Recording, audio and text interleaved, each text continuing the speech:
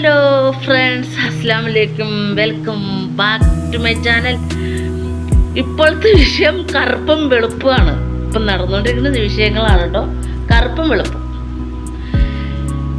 എൻ്റെ ഒരു ചെറുപ്പകാലത്തുണ്ടല്ലോ, എനിക്ക് കറുത്ത കുട്ടികളെ കാണാൻ വയ്യായിരുന്നു. അതായത് എനിക്കൊരു 4 വയസ്സുള്ളപ്പം ആ ടൈമിലൊക്കെ കറുത്ത കുട്ടികളെ എവിടെ കണ്ടാലും ഞാൻ പിച്ചിപ്പറിക്കും, നുള്ളിപ്പറിക്കും. അതുപോലെ എൻ്റെ വീടിൻ്റെ അടുത്ത് മറിയാമ്മ ചേച്ചിയുടെ മത്താച്ചേൻ്റെ മോൻ എബി ഉണ്ട്, അതായത് പുത്തൻകുരിശ് ഡിപ്പോയിൽ. അവനിപ്പോൾ എൻ്റെ ഫേസ്ബുക്ക് ഫ്രണ്ടാണ്. അവനൊക്കെ ഞങ്ങളൊക്കെ ഇങ്ങനെ ചെറിയ കുട്ടികളാണ്. അപ്പോൾ വായിൽ വെച്ചാൽ പൊള്ളണ വാപ്പിച്ച് പല്ല് വേദനയ്ക്ക് എന്തോ കൊണ്ടുവച്ചേക്കണം മരുന്നാന്ന് തോന്നുന്നു. അത് വായിൽ വെച്ചപ്പോൾ പൊള്ളലാണ്. കുഞ്ഞു കൊച്ചുങ്ങെന്നൊക്കെ പറഞ്ഞു കഴിഞ്ഞാൽ ഉറപ്പായിട്ടും പൊള്ളും. അപ്പോൾ ഈ കൊച്ചു വീട്ടിൽ വന്നപ്പോൾ നല്ല രുചിയുള്ള ഇതാന്ന് പറഞ്ഞാൽ അതിൻ്റെ വായിലേക്ക് ഒരു പിടുത്തം വാരി തൂത്ത് വെച്ച് കൊടുത്തു. അത് പൊള്ളിയിട്ട് കരഞ്ഞ് വായിലൊക്കെ പ്രോബ്ലമായിട്ട് കരഞ്ഞ് വിളിച്ച് എൻ്റെ വലുത്താപ്പണ് ഇന്നാളും കൂടെ പറഞ്ഞോളൂ ആ കഥ. ആ മതിയായ കാർച്ചയായിരുന്നു. എനിക്ക് കറുത്ത പിള്ളേരെയോ കറുത്ത മനുഷ്യരെയോ എനിക്ക് ഇഷ്ടമല്ലായിരുന്നു. അന്ന് എൻ്റെ വീട്ടിലെല്ലാവരും കറുത്തതുമാണ്.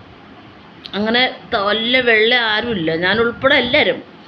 എൻ്റെ വീട്ടിലങ്ങനെ നല്ല വെള്ള എന്താ പറയുക സായ്പര് പോലെ ഇവിടെ ആരുമില്ല, എല്ലാവരും കറുത്ത ആൾക്കാരാണ് ഞങ്ങളുടെ വീട്ടിലുള്ളത്. പക്ഷേ എനിക്ക് കറുത്ത പിള്ളേർ ഇഷ്ടമല്ലായിരുന്നു. പിന്നെ എൻ്റെ മൂത്ത എത്താപ്പണിന് കുട്ടി ഉണ്ടായി കഴിഞ്ഞപ്പം എൻ്റെ വലിയത്താക്ക് ശരിക്കും പറഞ്ഞാൽ കറുത്ത കുട്ടികളെന്ന് വെച്ചാൽ അവൾ ഷാമോൾ അത്ര കറുപ്പൊന്നും അല്ലായിരുന്നു ഉണ്ടായപ്പോൾ, ഇപ്പോഴും കറുപ്പൊന്നും അല്ല അവൾ. പക്ഷെ എനിക്ക് കുട്ടികളോട് ഒരുപാട് ഇഷ്ടം തോന്നി, അതായത് കുട്ടികളെ സ്നേഹിക്കാൻ തോന്നുന്നത് എൻ്റെ എത്താപ്പണിന് കുട്ടി ഉണ്ടായി. പിന്നെ ആങ്ങളമാർക്കൊക്കെ കുട്ടികളുണ്ടായിരുന്നു. പക്ഷേ എൻ്റെ അജുമോൻ, എൻ്റെ രണ്ടാമത്തെ ആങ്ങളുടെ മോൻ അജുമോന് എനിക്കും തമ്മിൽ 4 വയസ്സിന് വ്യത്യാസമുള്ളൂ. അപ്പോഴും കൊഞ്ചിക്കണ പ്രായമല്ലല്ലോ നമ്മൾ. കൊഞ്ചിക്കണ ഒരു എൻ്റെ പ്രായം അവൻ്റെ പ്രായം തമ്മിൽ വെച്ചാൽ കൊഞ്ചിക്കണ പ്രായമല്ലല്ലോ. അപ്പോൾ അവൻ നല്ല വെള്ളക്കുട്ടനായിരുന്നു. അപ്പോൾ അന്നേരം ഒന്നും കൊഞ്ചിക്കണ പ്രായമല്ല. എനിക്ക് ഒരു കൊച്ചിനെ കൊഞ്ചിക്കണ ഒരു ടൈം എനിക്ക് ഇഷ്ടം, അതിനോട് ഒരു ഇതൊക്കെ തോന്നി തുടങ്ങിയത് എൻ്റെ മൂത്ത ചേട്ടത്തിക്ക് കുട്ടി ഉണ്ടായപ്പോഴാണ്. അവളെ ഞാൻ അന്നേരം മോറ്റ ബനാത്തിൽ പിടിക്കുക, മോറ്റ ബനാത്തിൽ എത്തിങ്ങാനയിലൊക്കെ പത്തി പിടിച്ചത്. അപ്പോൾ എൻ്റെ ഇത്താപ്പണ്ണ് എൻ്റെ അവനെ കാണാൻ വേണ്ടി ഞാൻ ഓടിയെത്തും. ഷാമോൾ എന്നാണ് പേര് അവക്കടെ. എനിക്ക് അവളെന്ന് പറഞ്ഞാൽ എൻ്റെ ജീവനായിരുന്നു. അവളെ കാണണം, അവളെപ്പോഴും കണ്ടുകൊണ്ടിരിക്കുന്നത്. അതോടുകൂടി എനിക്ക് ആ ഒരു മൈൻഡ് അങ്ങ് മാറിപ്പോയി. അതായത് കറുപ്പിലും വെളുപ്പിലും ഒന്നും അല്ല കാര്യം. നമുക്ക് എന്താ പറയുക, എനിക്ക് നമ്മക്കടെ മക്കളെന്ന് പറയാൻ നമ്മുടെ ചേട്ടത്തിൻ്റെ കുട്ടീൻ്റെ കൈ കിട്ടിയപ്പോൾ അധികം നമുക്ക് സ്വാതന്ത്ര്യത്തോടുകൂടി എടുക്കാനൊക്കെ പറ്റും. ആങ്ങളമാർ തായൊക്കെ പ്രസവിച്ചെടുക്കുന്ന ഇത്താമാർ വീട്ടിലായിരിക്കൂലേ, അതായത് നാത്തുമാർ പ്രസവിച്ചെടുക്കുന്ന സ്വന്തം വീട്ടിലായിരിക്കൂലേ. നമുക്ക് കുഞ്ഞുവാവനൊന്നും അങ്ങനെ കിട്ടില്ലല്ലോ. പക്ഷേ എൻ്റെ ഇത്താപ്പണ്ട് പ്രസവിച്ചെടുക്കുന്ന എൻ്റെ വീട്ടിലായിരിക്കൂലേ. അപ്പോൾ എനിക്ക് അവളെ കാണാം. പക്ഷേ ഞാൻ ബനാത്തിലായിരുന്നുകൊണ്ട് എനിക്ക് അവളെ കൂടുതൽ എനിക്ക് കിട്ടിയില്ല. അപ്പോൾ ഞാൻ വരും അവളെ കാണാം. അവളെനിക്ക് അത്ര ഇഷ്ടമായിരുന്നു. അപ്പോൾ ഈ കറുപ്പും വെളുപ്പും പ്രശ്നം വന്നപ്പോൾ ഞാൻ പറയുന്നത്, പഠിച്ചവനെ എനിക്കും ഉണ്ടായിരുന്നു അങ്ങനെ സൈക്കോ പ്രോബ്ലം. എന്താ പറയുക, കറുപ്പിലുള്ള ആളുകളെ ഇഷ്ടമില്ലാത്തൊരു പ്രോബ്ലം എനിക്കുണ്ടായിരുന്നു. അതുപോലെ എന്തോ പ്രോബ്ലമാണ് സത്യഭാമ എന്ന് പറഞ്ഞാൽ പെണ്ണുപിള്ളക്ക്. കാരണം ഈ വയസ്സാം കാലത്ത് അല്ലെങ്കിൽ ഇങ്ങനൊരു പ്രോബ്ലം വരത്തില്ലല്ലോ. കറുപ്പിലും വെളുപ്പിലും എന്താ കാര്യം? ഞാനൊക്കെ കുഞ്ഞാർന്ന് തിരിച്ചറിവില്ലാത്ത പ്രായത്തിലായിരുന്നു, ബുദ്ധി ഉറച്ചിട്ടില്ലാത്ത പ്രായത്തിലായിരുന്നു. അങ്ങനെയൊക്കെ ഉള്ള ചില ആളുകളുണ്ടായിരിക്കും, ഞാൻ അങ്ങനെ വിചാരിക്കും. എൻ്റെ കാര്യം ഞാൻ പറഞ്ഞു കേട്ടോ. ആ പ്രായം കഴിഞ്ഞ് നമുക്കൊരു മനുഷ്യരായിട്ട് ഇടപഴകി നമുക്ക് മനുഷ്യർക്കാണല്ലോ വിവേകം. അപ്പോൾ വിവേകത്തോടെ പെരുമാറാൻ ചിന്തിക്കാനൊക്കെ വന്നു കഴിഞ്ഞപ്പോൾ നമ്മളത് മനസ്സിലാക്കി. അതായത് എന്താ പറയുക, നമ്മുടെ കറുപ്പിലും വെളുപ്പിലും ഒന്നും ഒരു കാര്യമില്ല, മനുഷ്യനായാൽ മതി. വിവേകവും ബുദ്ധിയൊക്കെ ഉള്ളൊരു മനുഷ്യനായാൽ മതിയല്ലോ. കറുപ്പിലും വെളുപ്പിലും എന്താ കാര്യം? ഇപ്പോൾ എന്താ പറയുക, കലാഭവൻ ചേട്ടൻ്റെ അനിയൻ്റെ കാര്യം പറഞ്ഞു. എന്താണ് ആ പാവമൊക്കെ എത്ര ഹാർഡ് വർക്ക് ചെയ്തിട്ടാണ് അങ്ങനെയൊക്കെ ചെയ്യാൻ പറ്റണ്ടേ? ഒരു സാധാരണ ഒരാൾക്ക് സ്റ്റേജിൽ കയറി നിന്നിട്ട് പെർഫോം ചെയ്യാൻ പറ്റുമോ? അങ്ങനെയൊക്കെ എത്ര കഷ്ടമായിട്ട് PhD എടുക്കുക, നല്ല പഠിച്ച് നല്ല അതൊരു അധ്യാപകനായിട്ട് അയാൾ വർക്ക് ചെയ്യുക. അങ്ങനെയൊക്കെ ചെയ്യുമ്പോൾ തന്നെ അങ്ങേരെ എത്ര നല്ല കഴിവുള്ള മനുഷ്യനാണ്. കഴിവല്ല നോക്കണം, നമ്മൾ ഗ്ലാമറാണോ നോക്കണേ അല്ലെങ്കിൽ കളറാണോ നോക്കണം? ഇപ്പോൾ ഈ സത്യഭാമ എന്ന് പറഞ്ഞ ആക്കടെ വീഡിയോസ് ഞാൻ കണ്ടു. അവരെന്താ അത്ര ഭംഗിയാണ്. എനിക്കൊരു ഭംഗി കണ്ടില്ല. അത് 66 വയസ്സൊക്കെ ഉള്ളത് കൊണ്ടായിരിക്കട്ടെ, അവർ നല്ല പ്രായത്തിൽ നല്ല സുന്ദരി ആയിരുന്നിരിക്കാം. എന്നാലും ആ ചുണ്ടും ഇതൊന്നും മാറാൻ പോകണമെന്നില്ലല്ലോ. അങ്ങനെ ഇത്രയുള്ള കിറിയൊക്കെ തന്നെ ആയിട്ടായിരിക്കുമല്ലോ ഇരുന്നേ.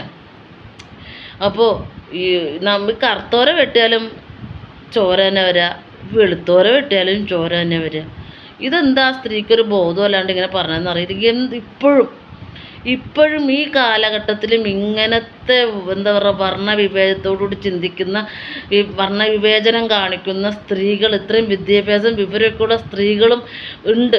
ഇവരെ കണ്ടിട്ട് കുറേ പേര് പഠിക്കണവരുണ്ടാവും അല്ലേ. ഇപ്പോൾ ഇവരെ നമ്മൾ കേരളം ഒറ്റക്കെട്ടായിട്ട് എതിർക്കുന്നുണ്ടെന്നൊക്കെ പറയണ്ടെങ്കിലും ഇവർ രഹസ്യമായും പിന്താങ്ങുന്ന ആളുണ്ടാകും, കറുത്തവരെ ഇഷ്ടമില്ലാത്തവർ. ഞാൻ ഇത് പറഞ്ഞ കേട്ടോ, എല്ലാവരും ഞാൻ പറയുമല്ല, ഞാൻ പറയുക കാരണം ഇവർക്ക് മാത്രം ആയിക്കൊള്ളണമെന്നില്ലല്ലോ ചിന്താഗതി. ദയവ് ചെയ്ത് ഈ കറുപ്പിലും വെളുപ്പിലൊന്നും നമ്മൾ ചിലപ്പോൾ വീണ് റോട്ടിലൊരു ആക്സിഡൻ്റായി കിടക്കുമ്പോൾ നമ്മൾ കറുത്താണെന്ന് പറഞ്ഞ് നമ്മൾ നോക്കാതെ പോയിക്കാൻ നമ്മുടെ ജീവൻ പോലെ, കറുത്താണോ വെളുത്താണോ എന്നൊന്നും അല്ലല്ലോ നമ്മൾ നോക്കുക. നമ്മൾ നമ്മുടെ ആ കിടക്കുന്ന വ്യക്തിയുടെ ജീവൻ രക്ഷിക്കാൻ നോക്കുക. അപ്പോൾ നമ്മൾ നിന്ന് നല്ലതെന്തെങ്കിലും ചെയ്തിട്ടുണ്ടെങ്കിലാണ് നമുക്ക് നാളെ നല്ലത് കിട്ടുള്ളൂ. കാരണം നമ്മൾ എന്താ പറയുക, എന്തെങ്കിലും ആരെങ്കിലോടും വിവേചനം കാണിച്ചിട്ടുണ്ടെങ്കിൽ നമുക്കും അങ്ങനത്തെ ഒരു വിവേചനം തന്നെയായിരിക്കും എവിടെ നിന്നെങ്കിലും കിട്ടുക അല്ലേ. ഇപ്പോൾ എന്തോരം ആളുകളാണ് അവർ ചീത്ത പറയണത്. അവർക്ക് വലിയ ആവശ്യമുണ്ടോ? കാര്യം അവരെ പേരെടുത്ത് പറഞ്ഞില്ല എന്ന് പറഞ്ഞു. ഞാൻ ആ ഇൻ്റർവ്യൂ കണ്ടു. പേരെടുത്ത് പറഞ്ഞില്ല എന്ന് പറഞ്ഞാൽ കാക്കയുടെ കളറ് പെറ്റ തള്ള പോലെ സഹിക്കൂല എന്നൊക്കെ ഇങ്ങനെ പറഞ്ഞപ്പോൾ സത്യം പറഞ്ഞാൽ എനിക്ക് വിഷമമായിട്ടോ. കാരണം അത് കേട്ടുകൊണ്ടിരിക്കുന്ന ഓരോ മലയാളിക്കും വിഷമമാകും. കാരണം മണിച്ചേട്ടൻ്റെ കുടുംബം, എന്താ പറയുക, അദ്ദേഹത്തിൻ്റെ അനിയൻ, ഇതൊക്കെ നമുക്ക് സുപരിചിതരായ ആളുകളാണ്. അപ്പോൾ അവരൊക്കെ നമുക്ക് എന്താ പറയുക ഇഷ്ടമുള്ള ആൾക്കാരാണ്. നമ്മുടെ കുടുംബത്തിലുള്ളൊരു അംഗത്തൊക്കെ പോലെയാണ് ഇവരെയൊക്കെ നമ്മൾ കണ്ടിട്ടുണ്ടാവില്ല, മിണ്ടിട്ടുണ്ടാവില്ല. പക്ഷെ നമ്മളിവരെ ഓരോ സിനിമകളിലൂടെയും ഓരോ ഇൻ്റർവ്യൂക്കിടെയും ഓരോ പെർഫോമൻസിലൂടെയും ഇങ്ങനെ കണ്ടിട്ട് നമ്മൾ അവരെയൊക്കെ നമ്മുടെയൊക്കെ ആരൊക്കെയാണെന്നുള്ളൊരു ഫീലിങ്സ് നടക്കുന്നത്.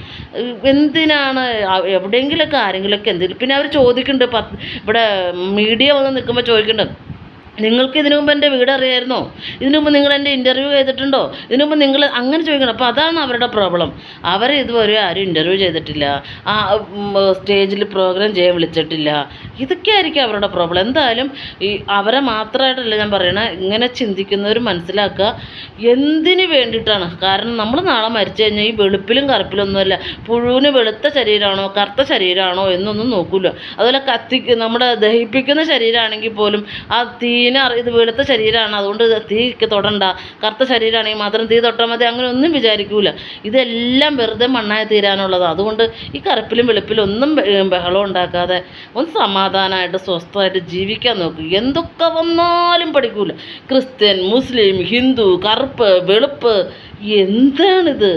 ഒക്കെ പ്രോബ്ലമാണ്. ഇപ്പോൾ ഭ്രാന്ത് പിടിക്കും. ഓരോ ദിവസവും ഒരു യൂട്യൂബ് തുറന്ന തലക്ക് വെളിവില്ലാത്ത കണക്ക് ആൾക്കാർക്കൊക്കെ ഇതിന് ഭ്രാന്തായി. ഇതൊക്കെ ചുമ്മാ നമുക്ക് ഇങ്ങനെയൊക്കെ പ്രതികരിക്കാനേ പറ്റുള്ളൂ, അല്ലാണ്ട് നമുക്ക് ഇറങ്ങിപ്പോൾ അടിയുണ്ടാക്കാൻ പറ്റില്ല. അങ്ങനത്തെ ഒരു എന്താണ് ഈ ആൾക്കാർക്കൊക്കെ പറ്റിയേക്കണമെന്ന് എനിക്കറിയാം. ഞാൻ ഒരു ക്രിസ്ത്യ സോങ് പാടിന് കുറേ ആൾക്കാർ എന്നെ വിമർശിച്ചു. ഞാൻ ഉടോട്ട് ചീത്ത പറഞ്ഞു. പിന്നെ അതിനെക്കുറിച്ചിട്ട് ആരും ഒന്നും പറഞ്ഞിട്ടില്ല. അപ്പോൾ ഇത് കണ്ടു കഴിഞ്ഞപ്പോൾ, ഈ വാർത്തയെ കണ്ടു കഴിഞ്ഞപ്പോൾ എനിക്ക് ചുമ്മാ പ്രതികരിക്കണം തോന്നുവാണ്. അതുകൊണ്ട് ഞാൻ പ്രതികരിച്ചാണ് കേട്ടോ. ആൾക്കാർ എന്നെ ഇനി പൊങ്കാലിടാൻ വരണ്ട. ഓക്കെ, അപ്പോൾ എല്ലാവരും എൻ്റെ വീഡിയോസൊക്കെ കാണുക, സപ്പോർട്ട് ചെയ്യുക. നോമ്പ് പറഞ്ഞിട്ട് ഇരിക്കണതാണ്. ഞാൻ ഒരുപാട് പണിയുണ്ട്. അപ്പോൾ ഞാൻ ഈ വാർത്ത കണ്ടു കഴിഞ്ഞപ്പോൾ ഞാൻ ഉച്ചയ്ക്ക് കണ്ടതാണ്. അപ്പോൾ നമുക്ക് സമയമില്ലല്ലോ. അപ്പോൾ നോമ്പൊക്കെ കറണ്ടിരുന്ന് ഫ്രീ ആയിട്ടിരുന്നപ്പോൾ ഒന്ന് വീഡിയോ എടുത്തു എന്നുള്ളൂ. എല്ലാവരും സപ്പോർട്ട് ചെയ്യണം, ലൈക്ക് ചെയ്യണം, ഷെയർ ചെയ്യണം. Okay, thank you. അസ്സലാമു അലൈക്കും. ഇന്ന് മഴ പെയ്തില്ല കേട്ടോ. ഒന്ന് മഴ പെയ്യുന്നു വിചാരിച്ചാൽ വെയിറ്റ് ചെയ്ത് ചെറുതായിട്ട് ചാറിയുള്ളൂ. നല്ല ചൂടാണ്. അപ്പം ടാറ്റാ.